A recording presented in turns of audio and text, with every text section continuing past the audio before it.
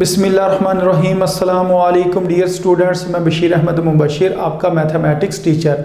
आज हम mathematics 8th class की बुक में से एक इंतहाई अहम क्वेश्चन समझेंगे और ये एक इंतहाई आसान क्वेश्चन है, लेकिन अक्सर स्टूडेंट्स ये समझते हैं कि ये क्वेश्चन इंतहाई मुश्किल है।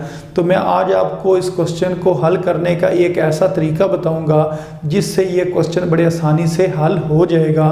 तो ये क्वेश्चन कुछ इस तरीके से पूछा जाता है कि फाइंड स्क्वायर रूट, कि आपने स्क्वायर रूट मालूम करना है बाय डिवीजन मेथड। कोई नंबर दिया गया होगा तो आपने डिवीजन मेथड की मदद से उसका स्क्वायर रूट फाइंड करना होगा। इसी तरह अगर उर्दू मीडियम के स्टूडेंट्स हों उनके लिए ये क्वेश्चन कुछ इस तरीके से पूछा जाता है कि जज़र बज़रिया तकसीम मालूम करें, कि आपने जज़र यानी कि जो स्क्वायर रूट है उसको मालूम करना है, लेकिन कौन सा मेथड, बज़रिया तकसीम वाला जो मेथड है उसको आपने इस्तेमाल करते हुए इसका जज़र मालूम करना है। तो ये जो सबसे पहला क्वेश्चन है 62001, इसका हम डिवीजन मेथड की मदद से स्क्वायर रूट फाइंड करते हैं। तो जो सबसे पहला काम होता है, आपने राइट साइड से यानी कि दाईं तरफ से जो दो टर्म्स होती हैं उनके ऊपर एक लाइन लगानी होती है। तो ये वाली जो दो टर्म्स थी 0 और 1, इसके ऊपर लाइन लगा दी, फिर 2 और 0 के ऊपर आपने लाइन बना दी, यानी कि आपने पेयर बनाने होते हैं। उसके बाद ये जो 6 है ये सिर्फ सिंगल टर्म है, दो टर्म्स नहीं है, इस वजह से इसके ऊपर हम लाइन नहीं लगाएंगे। अब ये जो 6 लिखा हुआ है इसको आपने देखना है कि इसके करीब कौन सा नंबर है। जो ऐसा नंबर हो, इस जगह पर मैं लिख देता हूँ कि वो नंबर किस तरह का होना चाहिए। मसलन अगर यूँ लिखा हो ना 1 × 1 तो इसका आंसर कितना आता है 1। अगर लिखा हो 2 × 2 ये किसके बराबर होता है 4 के। इसी तरह 3 × 3 ये किसके बराबर है 9 के। फिर 4 × 4 ये 16 के बराबर होता है। फिर 5 × 5 ये 25 के बराबर है। 6 × 6 ये किसके बराबर है जी 36।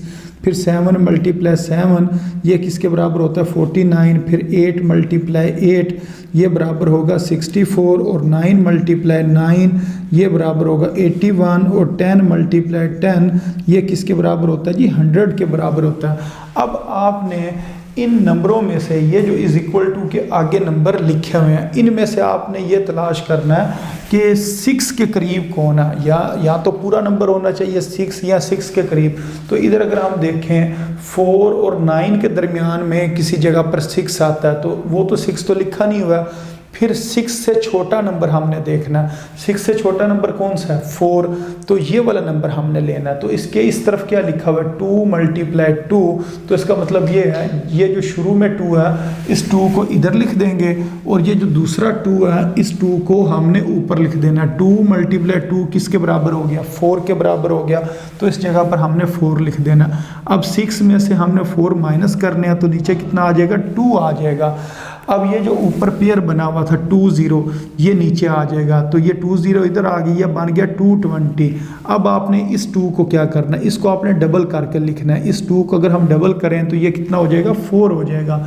अब ये जो 4 लिखा हुआ है इसको किस तरीके से लिखते हैं, इस जगह पर आकर स्टूडेंट्स जो हैं वो परेशान हो जाते हैं कि इस जगह पर हमने कौन सा नंबर लिखना है। तो उसका आसान सा मैं आपको तरीका बताता हूँ। ये जो नंबर आपने इसको डबल करके लिखा है, इस नंबर को आपने कोई 3-4 बार लिख लेना। मसलन इसको यूँ लिखें 4 4 4, इसको आपने ना कोई 4-5 बार बेशक इसको आप लिख लें। अब आपने इसके आगे क्या करना है, ये जो आपने लिखा हुआ था ना 1 × 1 2 × 2 3 × 3 इसको आप इसके आगे लिखें। मसलन 4 के आगे आपने क्या लिखना है 1 × 1, इधर आप क्या लिखें 2 × 2, इधर लिखें 3 × 3, इसी तरह 4 × 4, फिर 5 × 5।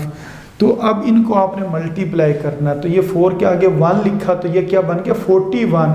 41 को अगर हम 1 से मल्टीप्लाई करें तो कितना आंसर आ जाएगा 41। अगर हम 42 को 2 से मल्टीप्लाई करें तो इस जगह पर हमारे पास जो आंसर आएगा वो आएगा 84। इसी तरह अगर हम 43 को 3 के साथ मल्टीप्लाई करें तो हमारे पास आंसर आएगा 129। इसी तरह 44 को अगर मैं 4 से मल्टीप्लाई करूं तो कितना आ जाता है 176, और 45 को 5 से मल्टीप्लाई करूं तो 225 आंसर आता है। तो अब ये जो 220 है इसके करीब अगर हम देखें कौन सा नंबर है इनमें से जो इसके करीब तरीन नंबर है ना, या तो 225 है, लेकिन ये तो नंबर ज़्यादा हो गया, 220 से ये वाला नंबर ज़्यादा हो गया, तो इसको नहीं लेना। इससे जो पिछला नंबर है वो आपने ले लेना। इससे पीछे क्या लिखा हुआ है 176, तो इसका मतलब ये वाला जो नंबर है ये ठीक रहेगा। अब इसके अंदर अगर आप देखें, ये जो 4 था जिसको हमने 2 को डबल करके लिखा था, ये वाला इसको इधर लिख लिया था, पीछे क्या बचा है 4 बचा है। तो इसका मतलब ये है कि इस जगह पर अगर हमने 4 लिखना है तो ये ऊपर सेम चीज़ लिखनी होती है। अगर इधर 4 लिखेंगे तो इस जगह पर भी क्या लिखेंगे 4 लिखेंगे। अब 44 को आपने 4 से मल्टीप्लाई करना। अगर 44 को 4 से मल्टीप्लाई करें जिस तरह इस जगह पर किया तो कितना आ जाता है 176, तो 176 इस जगह पर लिख देना। अच्छा, इसको तो आपने सेम इसी तरह नीचे लिखना, क्योंकि ये नंबर जो है एक बार डबल होकर पहले लिखा गया, यानी कि 2 को डबल किया तो 4 हो गया, इस वजह से ये इधर ही रहेगा। अब ये जो 4 है इसको डबल करेंगे। अगर 4 को डबल किया तो कितना बन गया 8 बन गया। अब ये नंबर हमारे पास बना है 48। अब आपने यही काम सेम दोबारा करना है। अब आप क्या करेंगे 48 को ना आपने काफ़ी दफ़ा लिख लेना, मसलन 48, तो इसको अगर हम कोई तकरीबन 9 टाइम्स लिख लेते हैं तो इस तरह आप इसको लिखते जाएं। तो ये 48 हमने कितनी बार लिख लिया जी 1 2 3 4 5 6 7 8 और 9। अच्छा, अब इसके आगे क्या लिखना, इसके आगे हम लिखेंगे 1 × 1, फिर 2 × 2, फिर 3 × 3, इधर 4 × 4, 5 × 5, 6 × 6, 7 × 7, 8 × 8 और 9 × 9। अब इनको हमने ना मल्टीप्लाई करके देखना है कि ये जो 44 तो इस जगह पर लिखा हुआ था ना और 01 नीचे आ गया था, ये बन गया था 4401, यानी कि 4401 जो है ये हमारे पास है। इसके हमने करीब करीब कोई नंबर ढूंढना है जो इनको मल्टीप्लाई करने से बने। तो अगर इस क्वेश्चन में तो हमें वैसे ही पता है कि वो किसके बराबर आएगा जी, ये ऊपर क्योंकि हमने लिखा हुआ, लेकिन ये आपने खुद तलाश करना होता है। अच्छा, इसका मैं आपको एक ट्रिक बताता हूँ। आपने ये देखना है सबसे लास्ट में क्या लिखा हुआ है 1 लिखा हुआ है। तो 1 जो है अगर इधर हम देखें किस चीज़ के लास्ट में 1 आता है, यहाँ तो ये 1 को 1 से मल्टीप्लाई करें 1 आता है, और इधर अगर हम देखें किस नंबर के आखिर में 1 आ रहा है, ये 1 आ रहा है। इसका मतलब 9 को 9 से मल्टीप्लाई करें ना तो लास्ट में क्या आता है 1 आता है। तो इन सब को मल्टीप्लाई करने की बजाय हम किसको मल्टीप्लाई कर लेते हैं, इसको 9 × 9 जिसके आखिर में लिखा है। अगर इसको हम मल्टीप्लाई करें तो फिर हम देखते हैं हमारा आंसर क्या आता है। इस जगह पर मैं लिखता हूँ 489, इसको मैंने 9 से मल्टीप्लाई करना है। 9 को 9 से मल्टीप्लाई किया 81, 1 इधर आ गया और 8 कैरी लिख लिया। अब 9 को जब हम 8 से मल्टीप्लाई करेंगे कितना आ जाएगा 72 में 8 ऐड करते हैं तो ये हमारे पास कितना आ गया जी, ये 10 हो गया, 2 और 8 10 और 1 कैरी, और ये कितना हो गया जी 7 और 1 8, तो ये कितना बन गया 80 का फिर 0 इधर लगेगा और 8 इस जगह पर दोबारा क्या आ जाएगा कैरी आ जाएगा। अब 9 को जब हमने 4 से मल्टीप्लाई करना तो कितना बन जाएगा जी, अगर हम 9 को 4 से मल्टीप्लाई करें तो 36 में हमने 8 क्या करना है जी ऐड करने हैं। अगर इसमें हम 8 ऐड कर दें 6 और 8 कितना हो गया 14, और यहाँ पर 1 कैरी आ गया और 1 और 3 ये भी कितना हो गया यानी कि 4 हो गया 44 हो गया। तो इसका मतलब ये है कि इस जगह पर क्या आएगा 44 आएगा। तो अगर 489 को 9 से मल्टीप्लाई करें तो हमारे पास जो आंसर आता है वो आता है 4401। तो इसका मतलब 48 तो हमने पहले लिखा हुआ है इस जगह पर, ये जो लिखा हुआ है 48, आगे क्या लिखा हुआ है 9, तो इसका मतलब 9 इधर लिखेंगे और ये वाला जो 9 है इस 9 को ऊपर लिख देंगे। अब 489 को अगर हम 9 से मल्टीप्लाई करें तो 44 फिर 01 यानी कि 4401 जो है इसका आंसर आता है। अब इसको अगर हम माइनस करेंगे तो इस जगह पर कोई भी चीज़ नहीं बचेगी, तो ये जो ऊपर नंबर आएगा ये इसका क्या होगा स्क्वायर रूट होगा, यानी कि इसका अगर हम स्क्वायर रूट लें तो ये हमारे पास डिवीजन मेथड से ये इसका आंसर आता है। तो उम्मीद है आपको इस क्वेश्चन की समझ आ गई होगी कि किस तरीके से इस क्वेश्चन को सॉल्व करना था। स्टूडेंट्स अब इसके बाद जो इससे नेक्स्ट क्वेश्चन है 15876, इसका अब हम स्क्वायर रूट फाइंड करते हैं डिवीजन मेथड से। तो सबसे पहला काम क्या होता है, आपने पेयर बनाने होते हैं। मसलन ये जो दो टर्म्स हैं इनके ऊपर पेयर बना के एक लाइन लगा देनी, इसी तरह 5 8 का पेयर बना के इसके ऊपर लाइन लगा देनी है। अब पीछे हमारे पास सिर्फ एक नंबर बच रहा है, अगर एक नंबर बच रहा हो तो उसके ऊपर लाइन नहीं लगानी है। अब ये आपने चेक करना है कि 1 किस तरह आ सकता है। तो ये वाले आपको मैंने पिछले क्वेश्चन में बताया था कि इस तरह ये लिख लेने हैं। तो 1 किस तरह आता है जी, 1 मल्टीप्लाई 1, तो इसका मतलब एक 1 इधर लिखेंगे और एक 1 इधर लिखेंगे, इन दोनों को मल्टीप्लाई करेंगे तो आंसर कितना आ जाएगा, 1 आ जाएगा। यानी कि ये वाला जो 1 है इसको आपने इधर लिखना है और ये जो 1 है इसको आपने ऊपर लिखना है। इन दोनों को मल्टीप्लाई करके ये आंसर आएगा, इस आंसर को आपने इसके नीचे लिखना है, फिर इसको आपने माइनस करना है। अगर 1 में से 1 को माइनस करें तो 0 हो जाता है, तो 0 लिखने की ज़रूरत नहीं है। इसी तरह ये अब नीचे आ जाएगा 58, यानी कि पूरा पेयर नीचे आता है, तो इस जगह पर आ गया 58। अब आपने क्या करना है, इस नंबर को डबल करके लिखना है। अगर 1 को मैं डबल करूं तो कितना हो जाएगा, 2 हो जाएगा। अब इस 2 को आपने क्या करना है, 2-3 बार इसको लिख लें, 2 2 2 और ये 2 लिख लिया।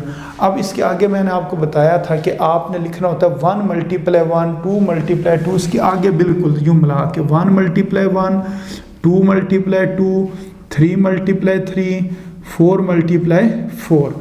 बेशक थोड़े से आप ज़्यादा भी लिखना चाहें तो कोई ऐसा मसला नहीं। अब आपने 58 के करीब नंबर देखना।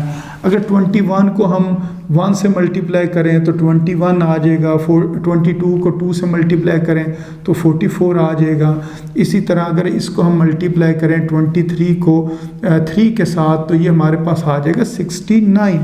तो ये अब नंबर 58 है और ये वाला नंबर कितना आ गया, 69। तो ये 58 से बड़ा हो गया, इसका मतलब ये वाला नहीं, ये वाली चीज़ ठीक है, यानी कि 58 से छोटा नंबर ले लेंगे 44। तो अब ये वाला 2 तो इस जगह पर पहले से लिखा हुआ है, ये वाला 2, तो इसका मतलब ये जो 2 है इसको हम इस जगह पर लिखेंगे और ये जो 2 है इसको ऊपर लिख देंगे। अब हमने 22 को मल्टीप्लाई करना है 2 के साथ। 22 को जब 2 से मल्टीप्लाई करेंगे तो कितना आ जाएगा जी, 44 आ जाएगा। ये जो लिखना 44 ये इस जगह पर आ जाएगा। अब इसको हम करते हैं माइनस। 58 में से अगर हम 44 माइनस करें तो 8 में से 4 निकाले, 4 और 5 में से 4 निकाला तो इस जगह पर क्या आ जाएगा, 1 आ जाएगा। अब ये जो ऊपर 76 लिखा हुआ है इसने नीचे आ जाना, इस जगह पर 76 इस जगह पर लिख देंगे। ये जो नंबर था, ये वाला जो 2 था, इसको हमने एक दफ़ा पहले डबल कर लिया था, यानी कि 1 को डबल किया था तो 2 बन गया था। ये वाला 2 इधर ही रहेगा। अब इस चीज़ को डबल करना है, पहले इस नंबर को डबल किया था, अब ये जो नंबर है इसको डबल करेंगे। जब इस 2 को डबल करेंगे तो ये कितना हो जाएगा, 4 हो जाएगा। तो इस जगह पर आ जाना 4।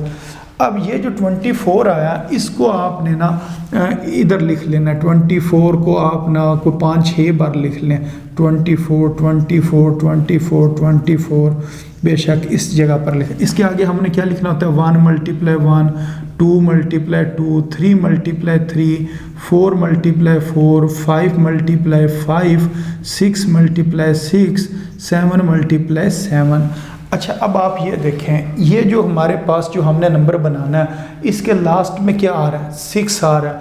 तो यहाँ से अगर हम देखें किस नंबर के लास्ट में 6 आता है, एक तो 4 को 4 से मल्टीप्लाई कर 16 आता है, तो इसका मतलब इसके लास्ट में 6 आ रहा है। और 6 को 6 से मल्टीप्लाई करें फिर भी लास्ट में क्या आ रहा है, 6 आ रहा है। तो इसका मतलब ये जो 2 नंबर है ना, इनको आपने मल्टीप्लाई करके देखना। एक आप इसको मल्टीप्लाई करके देख लें क्या आंसर आता है, और एक इस नंबर को मल्टीप्लाई करके देखें क्या आंसर आता है।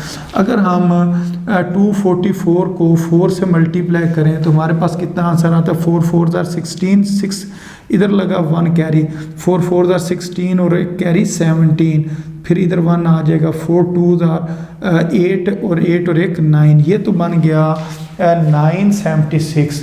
तो ये तो नंबर ठीक नहीं है, यानी कि हमने क्या बनाना था, हमने तो बनाना था 1476। तो अब हम इसको मल्टीप्लाई करके देखते हैं। ये जो नंबर लिखा हुआ है ना 246, इसको अगर हम 6 से मल्टीप्लाई करें, फिर देखते हैं 6 को 6 से मल्टीप्लाई किया 36, 6 इधर लगा और 3 कैरी।